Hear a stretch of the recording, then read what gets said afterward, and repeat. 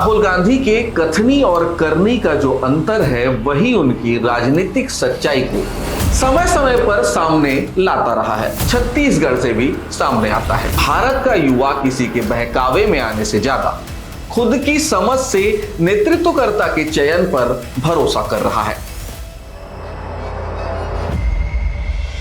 बांग्लादेश और नेपाल में हुए विद्रोह के बाद एक शब्द है जो तेजी से लोगों की जुबान पर चढ़ा और वो है जेन ज़ी। और फिलहाल हमारे देश के विपक्ष के नेता राहुल गांधी भी लगातार जेन ज़ी की बात करते नजर आते हैं। कभी कहते हैं जेन ज़ी संविधान बचाएगा, कभी कहते हैं जेन ज़ी वोट चोरी रोकेगा।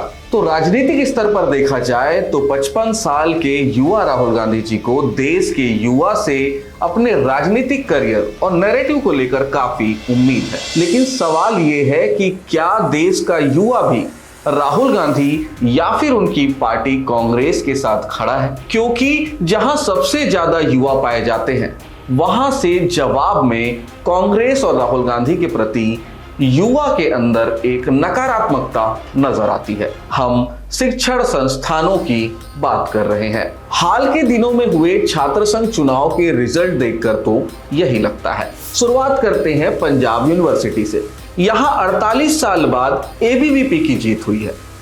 ठीक ऐसा ही हाल हैदराबाद यूनिवर्सिटी में भी हुआ है। पटना यूनिवर्सिटी में 107 साल बाद पहली बार एबीवीपी की ओर से एक महिला अध्यक्ष ने जीत का परचम लहराया है। वहीं दिल्ली की बात की जाए तो दिल्ली विश्वविद्यालय में भी 4 में से 3 सीटें एबीवीपी के खाते में गई हैं। इसके साथ ही उत्तराखंड में 332 सीटों के साथ प्रचंड विजय गाथा लिख दी गई है। और अब बात करते हैं वामपंथ के गढ़ की, अर्थात जेएनयू। यहां भी 9 साल बाद एबीवीपी की वापसी हो गई है। शिक्षण संस्थानों के रिजल्ट देखकर इतना तो समझ में आता है कि भारत का युवा किसी के बहकावे में आने से ज्यादा खुद की समझ से नेतृत्वकर्ता के चयन पर भरोसा कर रहा है।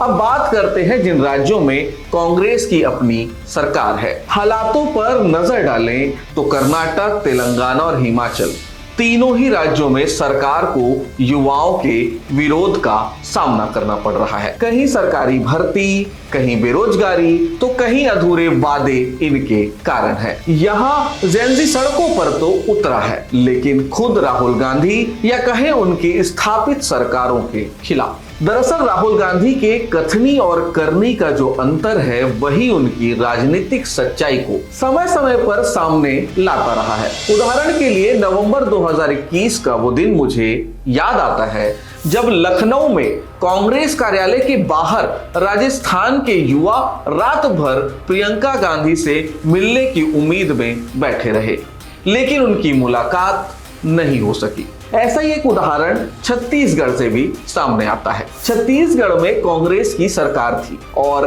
पीएससी के घोटाले का मामला सामने आया। युवाओं को राहुल गांधी से उम्मीद थी कि वो कोई एक्शन जरूर लेंगे, लेकिन ऐसा होता नजर नहीं आया। सबकी सीधी एक बात यह है कि राहुल गांधी तो युवाओं का साथ चाहते हैं, लेकिन भारत के युवाओं के पास ऐसा कोई एक कारण भी नहीं है कि वो राहुल गांधी को अपना नेता मान ले।